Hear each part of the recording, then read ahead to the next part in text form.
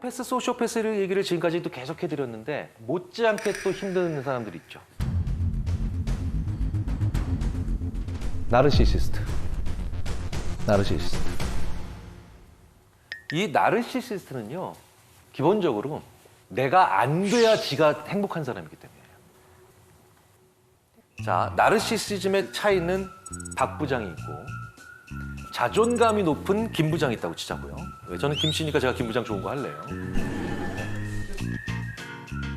자, 이렇게 자존감이 높은 김 부장은요, 일을 잘했는데 상무님이 와서 김 부장, 이번 일 너무 잘 됐네, 훌륭해 라고 얘기하면 이거 보통 이렇게 얘기합니다.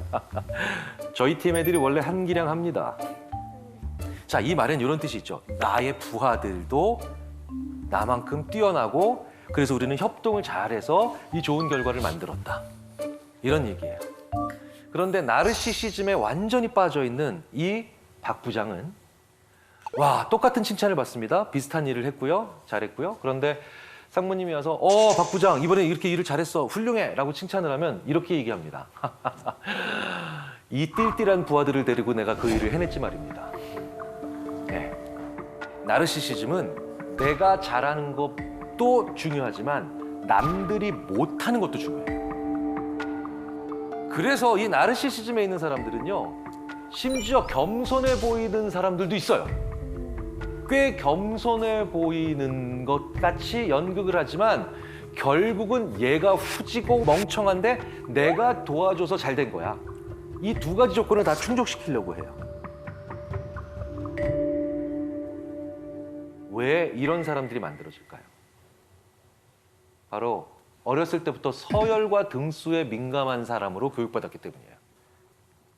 와, 우리 애가 이번에 95점을 받았어요. 야, 잘했구나. 이게 아니라 몇 등이야. 그러니까 석차 위주의 평가를 많이 받았던 사람들. 때로는 지나치게 작은 일에도 과한 칭찬을 많이 받았던 사람들. 그러니까 그 큰 칭찬감을 느끼기 위해서 뭡니까? 내가 받은 일에 혹은 내가 한 일의 성과가 하이라이트 된 것보다 남이 한 일이 더 저평가되면서 그 격차감을 더 많이 느끼려고 한다는 거죠. 정말 힘든 건 이 나르시시스트가 부모가 됐을 때예요. 이런 부모들이죠. 내가 널 키우느라고 얼마나 고생했는가. 이제 이건 워밍업이에요. 자, 그러면서 이제 상처 부위 하나하나가 이제 이건 내가 너를 그때 없느라고 생긴 상처고, 네. 이건 내가 그때 너를 안느라고 생긴 상처고, 그리고 내 인생은 너를 키움으로 인해서 망한 인생이다. 네. 사실 자식에게 할 수 있는 굉장히 큰 저주예요. 네. 이게 또 천륜이니 거스를 수도 없다라는, 세상에 어떻게 부모님을 버리겠어요. 그런데 나르시시스트 부모님을 둔 그런 자녀분들께는 관계를 단호히 끊으라는 말씀까지는 드릴 수는 없지만 적당히 멀어지셔야 됩니다. 부모가 행복해야 아이들은 미래를 꿈꿔요. 그런데 자기의 불행을 팔아 자기의 욕구를 해결해? 이건 정말 안 좋은 부모님이죠. 나르시시즘이 범죄로 이어지는 경우도 가끔 있죠. 그게 바로 예전에 봤던 아파트에서 근무 중인 경비 업무하시는 분에게 자기 차 손으로 밀었다고 온갖 구타하고 협박해서 결국 사직을 종용했고, 심지어 그래서 스스로 생을 마감하시는, 온 국민이 분노하는 사건이었잖아요. 갑질이 전형적으로 나르시시즘이거든요. 그러면 이런 나르시시스트가 상대방을 굉장히 잔인하게 다룰 때 그 전조가 되는 말이 있어요. 그게 바로 뭐냐? 어딜 감히. 어딜 감히. 학생이 감히. 젊은 친구가 감히. 여성이 감히. 전 이 말은 인간이 내뱉을 수 있는 말 중에 굉장히 안 좋은 탑10 안에 들어간다고 봅니다. 이런 감이라는 말을 쓰는 사람들 치고 나르시시스트적인 행동을 보이거나 혹은 그에 준하는 행동을 보이지 않는 사람을 본 적이 없습니다. 자, 그런데 이 악인에게 자꾸 끌리는 분들이 계세요. 이 악인에게. 이 악인에게 계속 끌려가지고 그 사람들이 자기 인생에 오는 걸 막아내지를 못하는 분들이 계시거든요. 대표적으로 어떤 사람들이 그러느냐. 첫 번째로 제일 중요합니다. 외로운 사람들이에요. 예. 실제로 나쁜 사람들한테 피해를 본 분들의 상당수가 바로 뭐냐. 어린 시절에 외로움을 강하게 경험했고 그 기간이 길었던 경우가 많습니다. 외롭다라는 게 무슨 뜻인가요? 사람을 많이 안 만나봤다는 뜻이죠. 그래서 사람을 많이 안 만나봤기 때문에 이 사람이 떠나면 다음 사람이 온다는 걸 생각을 못 하시는 거예요. 사람을 많이 만나본 사람들은 헤어질 때 아낌없이 좋아하고 좋은 관계가 있다가도 헤어져야 하고 그 다음에 어쩔 수 없이 이별을 할 때 그때 상대방을 괴롭히지 않습니다. 그리고 본인 자신도 그래 더 좋은 사람을 만나야 되겠다. 이게 깨끗이 있는 것과는 좀 다른 거죠. 헤어짐을 인정하는 거예요. 그냥 우리는 지금 헤어지는 거예요. 그런데 이 외로움이 강한 분들은 그리고 외로움을 많이 경험했던 분들은 그걸 못하는 거예요. 그래서 이제 나쁜 관계도 계속 유지하고 심지어는 도피를 하는 그 관계로 도피하는 경우가 있다는 거죠. 이게 우리 인간에게 있어서 굉장히 안 좋은 일이라는 거예요. 두 번째로 악인을 자꾸 의식 무의식적으로 필요로 하는 분들이 계세요. 예를 들어서 정말 질 나쁘거나 못된 직장 상사. 이 직장 상사를 보고도 떠나질 못하는 겁니다. 자, 왜 그런지 아십니까? 얘가 직장 상사니까 이 사람이 능력은 더 있는 거예요. 20대나 특히 30대처럼 청년기에는 굉장히 질이 안 좋고 나쁜 사람인데 불구하고 나의 사회적 경험이 적으니까 그렇게 나이 많아지면서 자연스럽게 가지는 능력이 부러운 거예요. 그래서 이런 경우에 이 사람을 떠나질 못하고 계속 그 사람에게 붙어 있습니다. 이건 정말 안 좋죠. 왜? 그런 인간들은 반드시 이런 질이 안 좋은 직장 상사는 반드시 자기가 저지른 나쁜 짓의 공범으로 나를 만들 가능성이 크거든요. 뭘 모른 척해. 내가 원래 이런 사람인 거 알고 있었잖아. 다 알면서 왜 이래? 이런 사람들. 실제로 자기 민낯이 들어갈 때 다 알면서 왜 그래? 알면서 왜 모른 척하고 있어? 이런 식으로 얘기를 하는 사람들 치고 단 한 케이스도 저는 예외적인 케이스 없이 다 나쁜 사람이었어요. 나쁜 선배죠. 자, 근데 세 번째가 있어요. 이건 나이가 젊은 분이든 아니면 상당히 나이가 있는 분들이든 가리지 않고 나타나는 유형입니다. 이게 바로 이른바 에코이스트예요. 이른바 네타시오 증후군. 에코이스트는 나르시시스트랑 정반대예요. 뭐냐? 뭔가 잘못되면 생각도 안 하고 내 잘못이라고 얘기를 해요. 진짜로 뭐만 해도 자기가 뭘 잘못했나를 먼저 생각해요. 그러니까 남한테 피해 주는 걸 너무 싫어하기 때문이기도 그렇죠. 이 모든 것들을 자기 책임이고 그렇기 때문에 상대방의 나쁜 짓에도 내가 혹시 부족해서 이런 일이 벌어지는 게 아닌가라고 생각하는 이 에코이스트는 그렇기 때문에 오로지 자신만을 생각하는 이 나르시시즘에 사로잡힌 나르시시스트에 대해 가장 착취당하기 쉽겠죠. 가장 먹잇감 되기 쉽겠죠. 자, 그렇다면 이 크레이그 마르킨 교수가 만든 에코이스트 체크리스트가 준비되어 있으니까 이걸로 한번 우리가 살펴보자고요. 네. 주목받는 것을 싫어한다.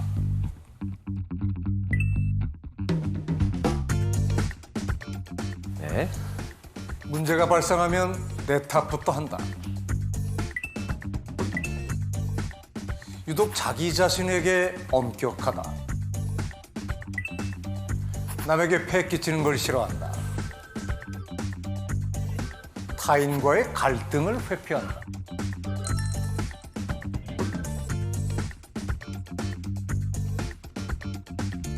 자, 여기서 5개 이상 나온 분들 한번 손 들어주십시오. 네. 보세요. 벌써 한 30%, 20에서 30% 정도 손 드셨잖아요. 내리시고요. 그러니까 크레이그 마르킨 박사에 의하면 이분들이 선하고 양심 있고 착하고 심지어는 엄격한 자기 기준이 있어서 열심히 사는데도 문제는 나르시시스트에게 무언가 착취당할 수 있는 그런 위험을 많이 안고 계신 분들이라는 거예요. 네. 그러니까 이제 보편적이고 그다음에 당연히 정상적인 사람들은 이 에코이스트인 분들을 보면 나보다 더 양심적인 사람이다 라고 생각하면서 위해 주려고 하고 그리고 그분들이 좀 더 잘 될 수 있도록 도와주려고 하는데 이 나르시시스트는 이런 분들을 보면 진짜로 진짜로 속으로 이제 쾌재를 부르는 거예요. 오늘 드디어 하나 발견했다 라고 하면서 이제 아예 손절해야 될 사람들을 이제 알아봐야 되겠죠. 아 이게 악인인지 손절해야 되는지 아리송해. 이런 분들에 대해서 좀 고민하신 게 있으면 이제 질문을 좀 받아보겠습니다. 이제 주변에 자기 얘기만 하는 친구 있잖아요. 난 오늘 이래서 힘들었고 나 이래서 오늘 이런 사람 만나서 너무 힘들었어. 이런 자기 얘기만 하소연을 많이 하는 친구가 있는데 그 친구를 만나면 그래서 기가 쫙 빨려서 오는 거예요. 뭔가 힘을 얻고 오고 싶은데. 일종의 이제 에너지 뱀파이어죠. 소위 말하는 대화 독점자라고 불러야 되는데 인간에게 있어서는 거울 유론이라는 게 있는데 거울 유론이 뭐냐? 상대방을 보면서 비슷해지거나 공감하거나 배우려고 하는 그런 거거든요. 그러니까 뭐냐? 세상에 와서 그런 계속해서 부정적이고 힘들고 괴로운 얘기만 하면 내 뇌도 그런 불행으로 가까이 같이 간다는 거예요.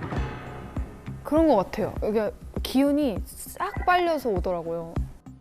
뇌는 계속해서 실제로 엄청난 스트레스를 받아요. 그래서 사실은 친구 관계라면 너무 행불행에 관련된 얘기를 많이 한다는 것 자체는 좋은 건 아니에요. 사실 친구들끼리 있을 때 시시껄렁한 얘기, 쓸데없는 얘기, 무목적인 얘기, 의도 없는 얘기, 싱거운 얘기. 사실 이런 걸 할 때 사람들이 굉장히 리프레시가 많이 됩니다. 그러니까 사실 친구들은 왜 만나는 줄 아세요? 장난치려고 만나는 거예요. 근데 그런 얘기 하잖아요. 우리 친구들 만나면 야 우리 좀 도움되는 얘기 좀 하자 막 이러면서. 그럼 관련부나 자격증 소지자를 하는 거죠. 왜냐하면 친구는 서로 교훈을 주려고 만난다기보단 서로 장난치려고 만나는 게 기본적인 겁니다. 장난을 치지 않는 인간들은 필연적으로 애착과 창조 두 가지를 다 망가뜨려요. 아무리 부부싸움을 심하게 해도 그 부부가 서로 장난을 서로 치잖아요. 그 부부는 오래 살아요. 근데 아무리 우리들은 서로 사랑해라고 해도 장난 안 치는 부부들 있잖아요. 위험한 거예요. 친구들도 마찬가지예요. 친구들끼리 앉아서 무슨 100번 토론할 거예요? 네. 뭐 시사저널, 시사 토론할 거예요. 소소한 싱거운 얘기를 하라고 만나는 게 친구예요. 사실은 손절이라는 표현보다는 가급적 멀리하세요. 가급적 멀리하시는 게 제가 보기에는 더 좋습니다. 감사합니다. 네. 제가 보기에는 그저 착한 사람인데 가식적이라고 욕하는 친구 혹시 그건 무조건 손절. 착하다는 이유로 더 괴롭히는 애들이 있어요. 이건 진짜 나쁜 애들이에요. 소시오패스에 거의 준하다고 저는 봐요. 왜냐하면 소시오패스가 특히 권력지향적 소시오패스가 제일 싫어하는 사람들이 바로 뭐냐? 착한 사람이에요. 왠지 아세요? 자, 권력지향적 소시오패스들은 뭡니까? 힘을 잡는 게 최고의 정직이에요. 예. 그런데 사람들은 자기 생각과 반대 생각하는 사람을 위선적이고 거짓말쟁이라고 하잖아요. 그래서 이런 유형의 소시오패스들한테는 가장 위선적인 게 착한 사람들이에요. 정말 저 자식 속은 안 저럴걸? 그러니까 위선적이라고 생각하니까 더 많이 괴롭힐 수 있는 거예요. 힘이 약한 사람을 괴롭힌다? 나쁜 짓이죠. 근데 착하면서 힘 약한 사람을 유난히 더 갑질하거나 괴롭힌다? 이건 진짜 질이 안 좋은 인간입니다. 네, 이건 끊어내셔야 돼요. 이건 끊어내셔야 돼요. 자, 우리 이런 사람들 왜 알아봐야 될까요? 다시 한번 말씀드리죠. 나에게 진짜 소중한 사람에게 정확히 그들을 알아보고 잘해주기 위해서 악한 사람을 알아봐야 되는 겁니다. 아주 사소한 습관 몇 개가 있어요. 이런 사람들의 영향을 덜 받는. 첫 번째가 이런 사람들 연락처는 절대 저장하지 마세요. 네. 나쁜 사람들 연락처를 이름을 써서 저장하는 분들이 계시대요. 심지어는 개자식이라고 하는 나쁜 별명을 가지고. 아니요. 네. 진짜로 피하고 싶으시다면 아무 의미 없게 번호로 만들어 놓으셔야 돼요. 번호로. 그래야 내가 어떻게 받아요? 누구세요? 라고 받죠? 누구세요? 3번만 받잖아요? 그럼 이 사람들은 아, 얘한테 영향력 행사하기 되게 어려울 것 같은데? 이런 생각을 합니다. 두 번째, 가까운 사람만이 나를 구한다라고 하는 이 비합리적 신념을 버리셔야 됩니다. 되게 재밌게도요. 사스, 메르스, 코로나. 이화여대 최재천 교수님이 이러시죠. 지금 코로나 팬데믹으로 인한 바이러스가 왜 자꾸 주기가 짧아집니까? 개체의 다양성이 줄어들기 때문에 숙주로 삼을 만한 것이 인간밖에 없어서 계속 오는 거다. 그렇다면 우리 사이에 정말 많은 다른 동물들이 존재하고 있고 멸종되지 않은 수많은 종들이 존재하고 있다면 이렇게 한순간에 바이러스가 팬데믹으로 변하면서 우리를 괴롭히는 사회가 되지 않았을 겁니다. 이게 정확하게 악인이 바이러스예요. 무슨 얘기냐? 느슨하지만 다양한 관계가 없으면 필연적으로 나를 향해 오기가 쉬워져요. 예, 그렇겠죠? 걱정하지 마십시오. 현대사회에서 저희들이 아무리 연구를 해봐도 느슨하지만 다양한 관계를 가지고 있는 사람이 행복해요. 그리고 느슨하지만 다양한 관계를 가지고 있는 사람이 더 생산적이고 회복도 빨라요. 느슨하다는 걸 두려워하지 마시라는 거예요. 친해 안 친해라고 하는 이분법적 언어를 오늘부터 버리시라는 얘기예요. 앵간히 친해 이런 말도 굉장히 좋은 그 사람과의 관계를 얘기해 주는 거예요. 1년에 단 2번 만나는 친구로부터 받는 위로도 상당하고요. 3년에 한 번쯤 만나는 친구나 그런 연락 주고받는 사람에게 결정적 도움을 받는 경우도 많아요. 사실은 제일 가까운 사람은 내가 위험할 때 나랑 같이 위험해요. 네. 왜냐면 모든 면에서 비슷하기 때문에. 네. 그러니까 느슨하지만 다양한 관계를 만들기 위해서 근데 어떻게 해야 되나요? 바로 나에게 문화, 취미, 예술, 레저 그리고 이렇게 나의 직업과 직접 상관이 없는 공부들을 하는 게 되게 중요하죠. 내 일에서 초보자가 되면 이건 직업을 잃고 괴로운 일이지만 일이 아닌 곳에서 내가 살짝 초보자가 잠시 돼보는 건 아주 재미있는 행복감과 만족감과 감탄을 만들어내죠. 제가 작년 1월 달에 붓글씨를 한번 써봤습니다. 2달을 써봤죠.